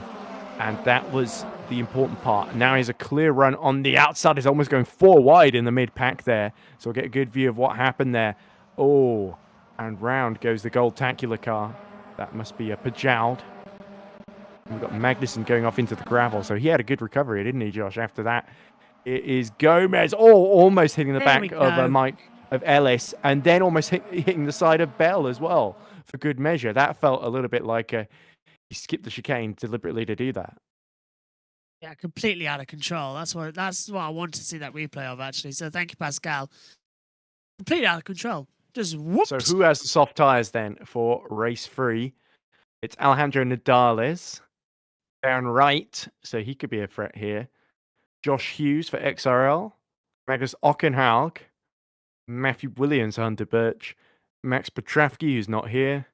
Nick Homewood has it for race 3 as well. Bajald and Rashke and Valadu, who's also not here. Although he didn't give me a reason why. Moth is trying to get on my screen now.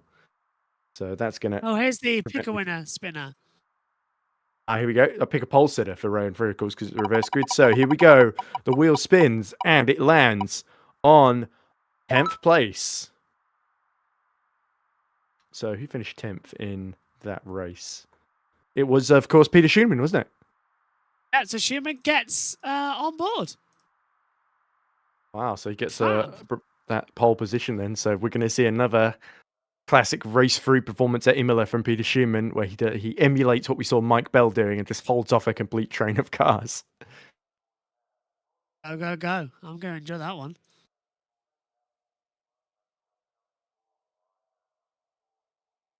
That's going to be a lot of fun, actually, if it's the case. We're getting into that procedure now, though. Yep. Just, Matthew Williams says he somehow rolled the car, and he's criticizing the he's quality of missed the that. track. Oh, right. I would say gold. Dare I say gold-tacular, but Matthew Williams drives the Focus, which is not the gold-tacular. Thomas Rashke says you should replace me with someone that can actually drive. So I think he's being a bit harsh on himself there. He is To be fair, he wanted to be the third car, so I don't think that's a big issue. Matthew Williams says I shall try my best as always. That's more like it. There we go. Good. Well, this B team has really been put through it today, because I don't think this is a very Ford Focus friendly track if you're not very good at the Focus. Yes. What a good one. One more to go. Yes, but Louis Hartley knows what he's doing. Without wishing to cast too much aspersions on the rest of the team, who are definitely doing their best and have scraped as many points as they can. We know Small Power have got the Hyundai. Fina Bond, Hartley has got the Focus. You're right. Yes, it's the white team of Schooneman and Homewood that have got the Astra, and Suto, of course. KV86 has got the Toyota Corolla. What other ones? Us and Crown Dental finished 4th with the Focus as well. So yeah, the Focus isn't that bad. And Thomas Rasher says he's just annoyed with himself, which is a. Ooh. Can't say anything on what I've just read and what I've just received in my email, but blimey if it's true. F1 related content. Is it to do with the? Is it to do with Mr. Ben Soyalam, or is it to do with Mr. Horner? To do with Mr. Horner. Okay, well, that doesn't sound good. It's already not a great story. Oh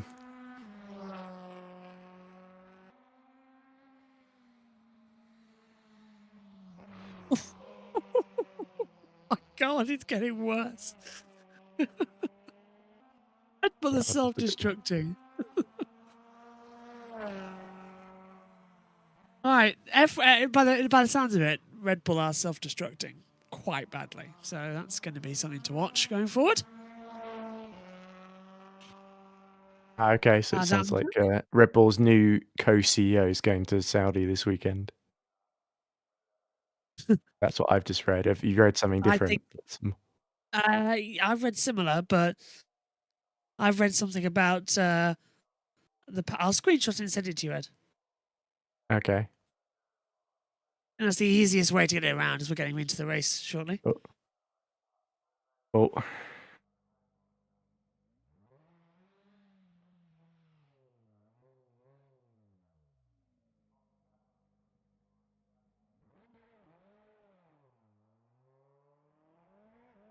Yeah, I think Matthew Williams desperately trying to get me to sack him because he's saying, sorry to be a pain, but I can't do the full 3 rounds as the Focus is shocking.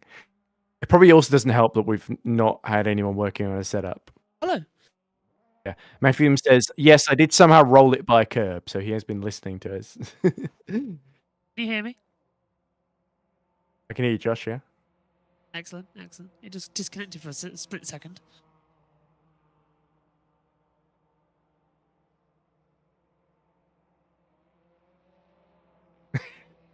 Oh god, it sounds absolutely chaotic what's going on with the Red Bull's legal team at the moment. It does, doesn't it? Yeah. Wow. It's almost like they've learned the wrong lessons from this case that they're working on and seem to have emulated it. It's going to be entertaining seeing this go forward.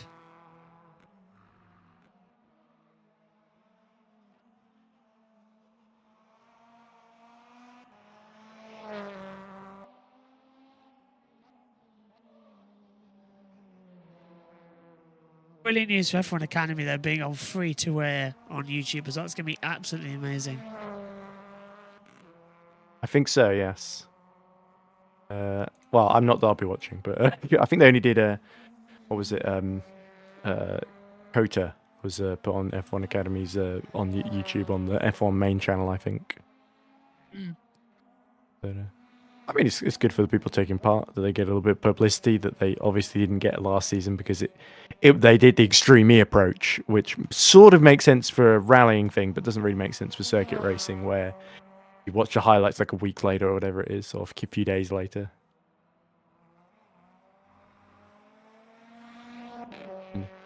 Even though F1 Academy was clearly an afterthought that was done at the last minute when we got 5 minutes of warm up apparently to sit through.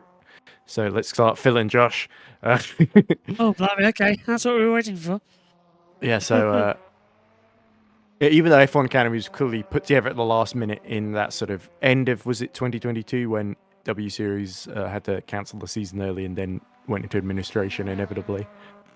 Yeah, Josh T's actually got a trophy from the Mexico race. He's got 3rd place from that race. Oh, was it in an auction or something? Yes, yeah, he got it. Yeah. I said we should have got a car and done some test days, but... Well, it's funny, I wonder how much you had to pay for that trophy. Probably not as much as the... Actually, W Series drivers were all paying, getting to drive for free, weren't they? So they wouldn't have had to pay for the trophy. About 120 quid, I think he said it was. Okay, well... It's a bit odd to have a woman's only trophy as a male commentator in your bedroom. People ask questions. It's like, yeah, he scraped that through at the last minute. It's like having like a women.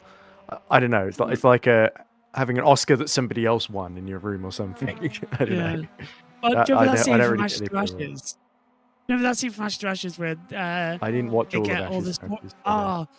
End of the first series, an inspector comes, and Gene Hunt said, "Go get some trophies because our sports cabinet's empty." So he's got. When he comes back, the guy who's inspecting reads it. National Under-15s girls netball team. And Gene Hunt says, "Yeah, pull that one out of the bag at the last minute." I was like, "What the hell?" Anyway, it's nice that we get to see the Hunter Birch cars because we wouldn't see any of them otherwise today. Apart from Rashke and was it Williams both nabbing a few points in race 1. And you get all the penalties. Yeah. Finally got that bloody moth. Okay. Okay, sorry. Moth? It came at me, so I attacked it to defend myself. I mean, it probably wasn't going to hurt me. It was getting in the screen and sort of distracting me from commentating, so I think I did the right thing. Oh, completely. Right, anyway, yeah, this is going to be interesting. So I think the grid is going to be, is it reversed top 10 then from Schumann onwards, isn't it? If I remember correctly, or does Peter Schumann just get put the front and the grid is otherwise the same? I'm pretty sure it's reverse grid. Yeah, so it's 10, 9, 8, 7, 6, 5, 4, 3, 2. Yeah. So reverse the top 10 going in. So all those people that Peter Schumann just got through him on the last couple of laps, they're now going to have to do the same thing again, but for the lead. Yeah, it'd be interesting to see Moynier, Bell, and Hartley what kind of progress they can make from 10th, 9th, and 8th. This is probably going to be the most chaotic of our 3 races. Okay, looks like it's 20 minminutes to 9. Here so we time go. to get race 3 underway. 9 laps of mayhem in store, ladies and gents, and non-binary people. Let's get rocking and rolling.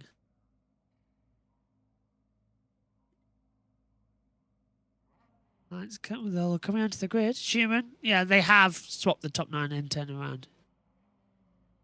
Yep, there we go. So, because the Hunter Birch goes, "Oh, are we in the reverse green?" It's like, no, because you didn't finish in anywhere near the top 15.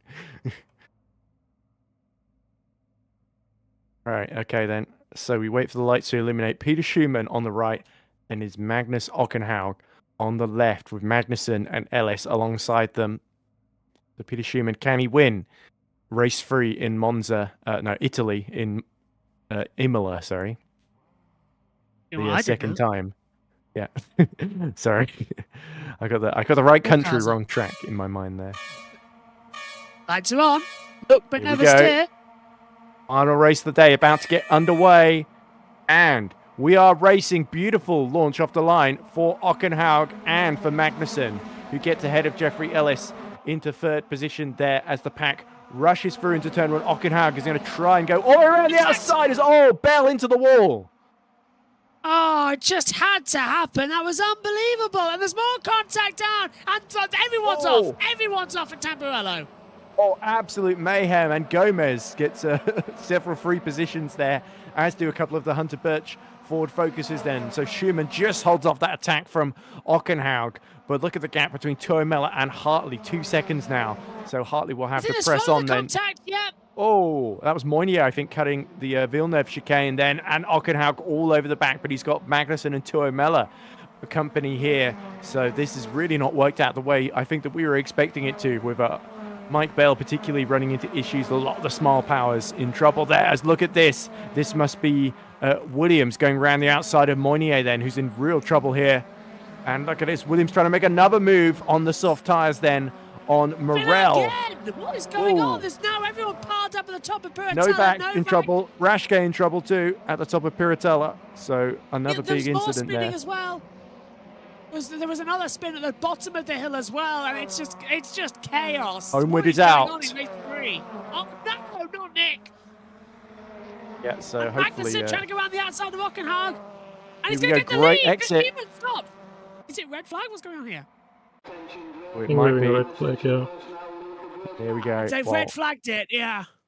Must have been for that flag. incident at Piratella that took Nick homeward and destroyed a couple other races. I was wondering why they'd suddenly come to a stop, so they've red flagged the race and we're going to have a restart.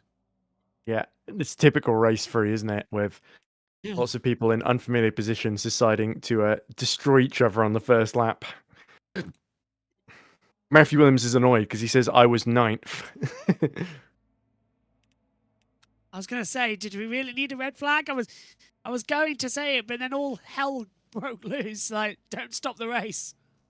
Yeah, I can't see this one going any better for us, if I'm honest, Josh. But maybe Matt Williams can prove me wrong. Here we go then. So take 2.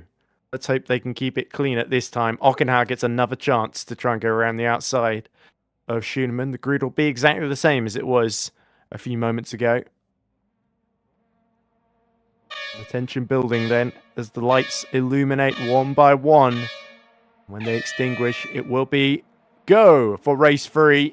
It's a much cleaner start this time so far, especially for Ockenhaug, who's already alongside Peter Schumann at this first phase of the launch. He's going to go around the outside to take the lead, and he's going to drag Patrick Magnussen with him into turn 1. This time, nobody sideswipes each other. Oh, I spoke way too soon there. Somebody's sliding sideways. Oh, and he collects them in an almost bowling ball maneuver there, as it looks like Jeffrey Ellis has found his way into P2. So an even messier start, if anything, and the first couple of corners. I wonder if they will red flag it again, as Morel has retired from the race near the back. Tuomela overtakes Suto for third at Villeneuve, and now Mike Bell is getting involved, looking up the inside then at Tosa on Joseph Frederick Suto, who finds himself absolutely defenseless against a small power car.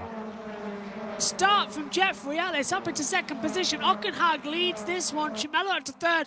L still in 4th position, just about. Schumann in 8th position, now 9th position, dropping back massively. He's almost back to where he qualified for this race. Still under green flag at the moment. Homewards out again, so's Horton and Morel. Moran didn't even take the start. At the moment, there's no sign of the red flags. We approach the top of the hill at Aqua Minerale.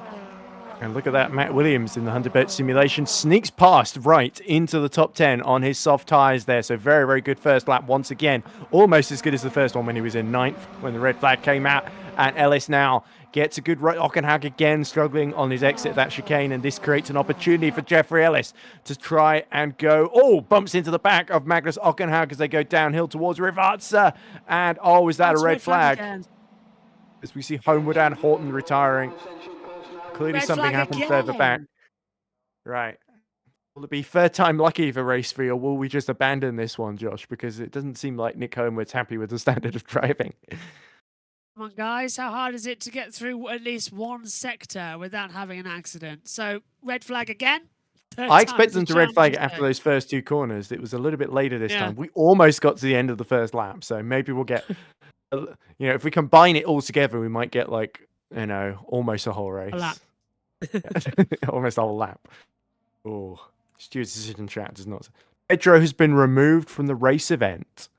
Oh, Wow. that is controversial. So Pedro had such a good start to race 2, got himself into trouble, and his driving standards were under question, weren't they? And that's a huge, huge shame then for the Brazilian, South American driver. I think we're ready to get rocking and rolling here. Yeah, I thought he was Brazilian, but I just wanted to check. Here we go. Lights coming on then. Again. 1 car less on the grid, sadly, as the light's about to go out. And for the 3rd time, Peter Schumann starts from pole position. And again, Magnus Ockenhauer gets alongside him. Schumann making progressively slower starts then on each of these opportunities as Ockenhauer has cleared him before they reach turn 1. And now Magnussen fancies a go at the front of one driver, but it's Schumann braking late into the first corner. Much cleaner this time. I wonder why that is, as Schumann defends once more into turn 1. So the order: Schumann, Ockenhauer, Magnussen, Ellis, Tuomela, Suto, Bell, Moynier, Serema, and Hartley. Oh, and off track goes Peter Schumann. Oh, and the leaders hit each other again, and Ockenhauer is round through Mike Bell, and then is that Moynier spinning as well? So it's absolute carnage then, just coming out of Villeneuve as everyone collides into each other, and there's Bell around. This will be a red flag again, and it's Bell got hit twice there. Oh, well, Homewood is retired, Schumann is retired. It'll be a red flag. If Homewood retires on the first lap, then that's about 50-50 chance of red flag. Or are they just going to continue with that, with Moynier somehow holding on to the lead despite getting absolutely spun around in those first couple of corners? Be a stoppage. Oh, and Suto, doing some exploring there, Acqua Minerale. He's trying to find where the river is. It's not over there, Joseph. I think they've red flagged it. I think, but judging by this, there's a stoppage coming. Yeah, we might have to abandon this further. There should be a limit on the amount of red flags we can do, as Nick Homewood now joins us in the commentary box. We're not going to have race 3 now. Okay. Race 3 cancelled. Okay, fair dues, fair dues. There is no. What about the people who saved their soft tyres for race 3, Nick, like we did? I did as well. We'll just have to work that out. Okay. Okay, so that's fine. You lost out as well then, fair enough. So this is just for show then, not for points. What's going on at the moment? Well, I can't keep restarting forever. It's like, yeah. We can keep doing race restarts until 10 o'clock this evening. Till the cows come home? That's the word. But if people can't, drive in a straight line, then what's the point? Yeah, I saw that Cruella Gomez got banned as well for causing a couple of the incidents. He just failed to brake into turn 1. They all just happened in race 2 as well, where he hit both of the smile powers. Yeah, he's saying in chat you better watch out. So he's the only one using the Honda Civic as well. It's a shame because he had some good pace, but his etiquette was not quite up to scratch, as we see Horton spinning at Villeneuve as well. So the good news here, and they'll be really annoyed at the end of this, is both the Hunter Birches in the top 10 now because of all these retirements. Williams 8th, Thomas Rash 9th. Louis Hartley's had enough because he knows there's no points for grabs here, and it's turned into a practice session. So, all right, if race 3 abandoned, that is it then. So your winners are Louis Hartley, Loic Moynier then, out of this first meeting then. So not the way we would really have wanted to end it, but that's the way we have to end it, unfortunately. So we'll have to be content with the action that we have seen. I have a feeling my driver's about to get really annoyed in the chat now. Yeah, but what a calendar we've got coming up. And I'm really looking forward to the second race coming on the 20th of March. Rockingham. Missed that track so much. I was only looking at it the other day, actually. I wonder if we'll get to race 3 there that time. Yes. If we'll get to finish it. Or at least do more than Rockingham is a wonderful track. We love Rockingham. It is. And it's all on Wednesdays now, so I'll be here for all of them. Same here. And we did Rockingham. The last time we did it was season 2, I believe. I forget who exactly won on that. I think Loic Moynier won one of the races there in race 2, I think it was. And I think, was it Matt Richards who won the race 1, I think? Was it race 3? I can't remember. Memory, a million times better than mine. I'm pretty sure it was Matt Richards, yes. I thought I was hiring, and I had Matt Williams, who's a different driver. But anyway, I thought Matt Williams did okay. He rolled the car. He finished the race. I'm not too upset with that, given it was a bit last minute. We have got a few drivers who want to come in for interviews. Let's hope they're I'll not hand going to them be to you. too angry Hello. at us and Nick for abandoning that final race. But I'll hand let's over to you talk then, Ed. then. Yeah, so I believe Louis Hartley is the man leading the championship. So we'll drag Louis in first then. Oh, and I can't because I don't have permissions. Can't drag anyone. Right, we've just been joined now by Finavon Motorsports. Louis Hartley, of course, won the first race before finishing P2 in race 2. So, Louis, not the way we would have wanted to end the meeting, sadly, but definitely a return to form for you after a tough season 3. Season 4 got off to a really, really strong start there for you. Yeah, we'll pretend season 3 didn't happen. That went pretty awful at every race. That's the wrong person to say that to, Louis, but okay. Okay, no, I'll pretend it didn't happen. You can show off Live as in your much own as you- reality. Yeah, exactly. Yeah, race 1 went all right. Loic was quick. I was quite impressed with that. But if I remember right, got caught up in a bit of fighting. Then I think Noah Tuamela, who was leading a good chunk of the race, went wide at Aqua Minerale, so I'm guessing he got a drive through there, put him out, so I just sort of had to cruise to the end. So did you overtake him before the drive-through, or did he let you through? Because we weren't sure quite how that happened. I overtook him as he was rejoining the track. He didn't look to slow down, but he would have got the drive-through either way, whether or not he stayed in front of me, so it didn't really make a difference. At least race 2 didn't really have penalties come into it. I got sort of caught up in fighting a bit at the start, but it got better after that once I got in a bit of clean air, but I never could catch Loic. That was Mike Bell, wasn't it? Yeah, he was doing Mike Bell things and creating a Mike Bell train. Yeah. I had a not great experience with Pedro Gomez, which I think a few people would agree with, but aside that, race 2 was pretty clean, and race 3 we don't talk about, I don't think. Yeah, if third time's not the charm, then it's probably not going to happen on the fourth time. So yeah, especially because it's nearly 9 o'clock now, so it would have been too late to just keep going. But anyway, I'd say congratulations. And what are your expectations going into Rockingham? Then you think more of the same, or do you think that's going to be a harder track for the Focus? That entirely depends on how much practice I put in, because I sort of wanted to have a decent start to the season. I don't know if I'll bother practicing a lot for the rest of it. We'll see if I can be bothered. But I enjoyed it last time we raced there. From how the Focus handles so far, I think it might struggle a little bit with the slow speed corners, but Oh, now you tell me. Yeah. I've only really driven it around this track, so I don't know, maybe if I mess around with the setup a bit, I don't need quite as much of a stable rear end as I did around here, because the braking zones are a lot easier, so it might do fine if I just take a bit of rear grip off. We'll see. Yeah, well, congrats on leaving the first round in the lead of the championship, and we wish you the best of luck for the remaining 7 rounds of the season. Yep, thank you. Okay, well, that was great to talk to Louis Hartley. Let's have Loic Moynier in next. Might just be easier to give me the permissions next time, Nick and Pascal, rather than doing it this way. But we're joined now by KV86 Powerhouse's Loic Moynier, who, of course, was second he was third in race 1 and winner in race 2. So, Loic, obviously, we're all a bit disappointed after race 3 being abandoned, but you had a great pair of races, amazing pole lap as well. And it was great to watch you and Louis and Mike fight each other. It felt like you three really were class of the field today. Yeah, thank you. Yeah, it was a great lap in quali. It's thanks to Louis pushing me to my limits. Rivalries. Race 1 could have went probably better into second place, but was caused by things we will learn in race 3. Race 2 was fine of itself. I managed to make my moves when I had the softs. That was the biggest point of the race, and at least you got to use the soft. Like all of us who waited till race 3 got kind of screwed there.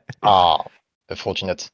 Yeah, when race 3 we had 3 tries, F1 flashbacks, but didn't. Unfortunately, we ran out of, and it's a shame because I was leading at the end of the first sector in the last replay. So I definitely would have wanted this race to keep going. Obviously, still some issues. People need to fix their mirrors and look at driving standards. Maybe myself as well. I want to look at the replays, but I think like Yeah, I'm pretty sure after Villeneuve, you got spun around and somehow emerged back in the lead because everyone behind you just ran into each other. my teammates spun, but I was in the back at the time. Ah, okay. That's Yeah, it was a bit chaotic and hard to tell. there was Mike driving into me, spinning its way into the water for some reason. Feels like he didn't have enough grass for breakfast. And yeah, otherwise I don't know what happened in front of us at the chicane, but it was even worse than that. So I hope actions will be taken and people will, if not take the league seriously, at least try to take others seriously. That would be cool. But I had fun. A great first Had win, great though, fun. as we said, for KV86 Powerhouse. Oh And yeah, that true. puts you, of course, second in the championship. So do Ah, you think this Croatian team, do you think you, Noah, and Patrika can go all the way in terms of the team's championship? well, they're a good friend of mine. We get along, and I think I can certainly help them get progressively better through the season. So if we get second place in our first round, I believe we have great chances this year. Excellent. That's what we well. If I wasn't running a rival team, I'd almost be cheering you on. So, Thank you, Ed. But anyway, Always I have the guess kind words for me. thank you. Anyway, best of luck for. I know you're not doing FS1 this year, are you, Lloyd? Nope. So But you you're can not see in action in tomorrow. the VC for Sebring. Oh, that's it. Yes, I was trying to get everyone advertised when they're racing next as well. But there we go. So best of luck to Iris there as well. Thank you very much. All right, we've got two more that want to talk to us. Shall we go for? Oh, let's drag them both in then. So we're joined now by Fianna Motorsports, Joseph Frederick Suto, and KV86 Powerhouses, Noah Tuomela. Let's talk to Noah first.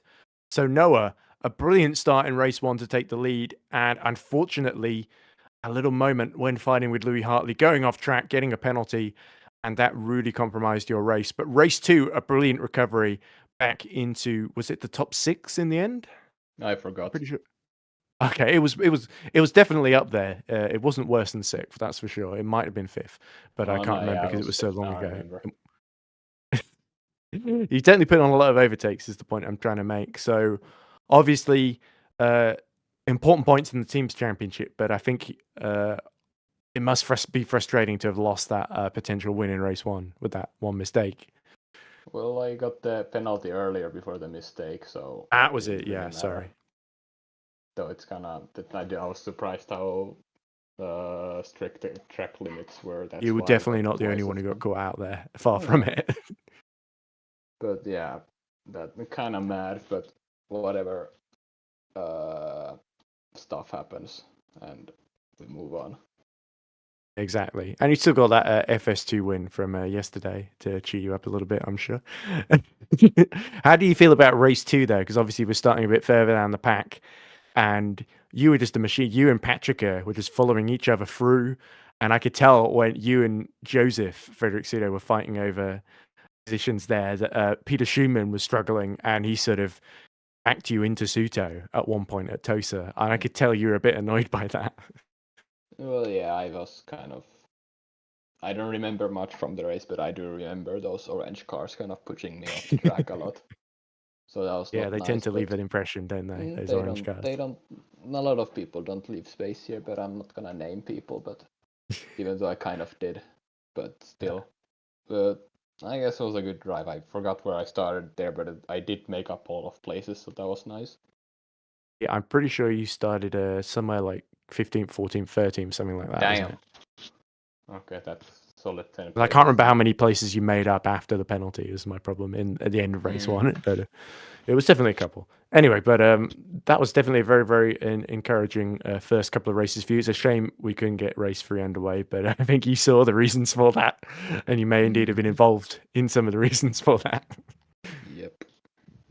But anyway, thanks for coming to talk to us, Noah, and we wish you best of luck for the rest of the season. We'll see you again 20th of March at Rockingham, where I'm sure we'll see more of the same exciting action from you. So thanks for putting on the show for us today. Yes, thank you. So moving on then to hopefully our final interview, and that is Joseph Frederick Suto from Finovond Motorsport. Joseph, how are you? All good. Bit tired, sweaty as hell, but I'm here. That's all Yeah. that matters, right? I guess having to start race 3 times does that to a person. But Indeed. let's talk about those first 2 races. Race 1 qualified fairly well in the top 4, wasn't it? And then got that penalty for track extending or corner cutting. It was one of the two, wasn't it? And that put you on the back foot going into race 2. But you put on a fantastic recovery in race 2 to finish. I believe it was 5th, wasn't it? Yeah. Race Yeah, two was just 6th. behind. Yeah, just behind one of the dental crown cars, wasn't it? The red one. They had I think finished so. 4th. And there was that interesting moment that I talked about with Noah where Peter, your teammate, held up Noah so that you could slot around the inside at Tosa, which was a nice little bit of, I guess, teamwork from your point of view. But it really felt like you were, again, just making loads of really, really good moves and placed yourself very, very well in that race too. Oh yeah, thank you. It was my debut in those cars in R-Factor, so yeah, I think for the first race for me it was actually quite nice. Race 1 was a bit unlucky, I'd say, because obviously I made a small mistake before the chicane part and towards the end on the right hander before that. I went a bit off and I had to simply skip. If I would have come back to the track, I think it'd be a bit dangerous for the cars behind, so I decided to come back as a normal person would, and then I got a drive through, so I decided to take it immediately, and then I had to fight back from last to 12th, which was probably the most difficult thing I had to do besides driving a McLaren Senna on rainy Silverstone. But yeah, then race 2 was, I think it was, race 2 was quite enjoyable, to be honest. Start was okay, beside the fact that I got sent into like Mars or something, and then I Well, had that was to. you and Patrick, wasn't it? I think. I was completely in the middle of the gravel trap after turn 1, and I had to be a rally driver for 1 second. So, yeah, it was quite interesting. But yeah, I got back in the fight quite early, and as you said, towards the end of the race, Peter and we did a good teamwork, I think, because it was Peter knew that he couldn't really make too much difference, so we tried to be a team player, which I'm very grateful for him, and I owe him one after this because he did well. He let me go next to him, and then yeah, it was just job done. And yeah, the race 2 was definitely much better than the first one. But yeah, we got points, so that's all it matters. Since I'm only replacement driver for this one, so I think I did my best. And yeah, unfortunately, race 3 got cancelled. I mean, or stopped. But yeah, I was leading, so but maybe I should talk to some authorities there, not to stop it next time. Okay. And speaking of being a replacement driver for Joop Blaarhoven, if Joop comes back, would you fancy driving, say, a Hunter Boat Simulation Hyundai or Ford Focus? Does that sound interesting to you? Well, if anybody wants me to drive, then all they have to do is give me a message on Discord, and I'll be there. Ever the I'll keep that in mind. opportunist. As you Yeah, know, noticed, we didn't have things go our way today. So.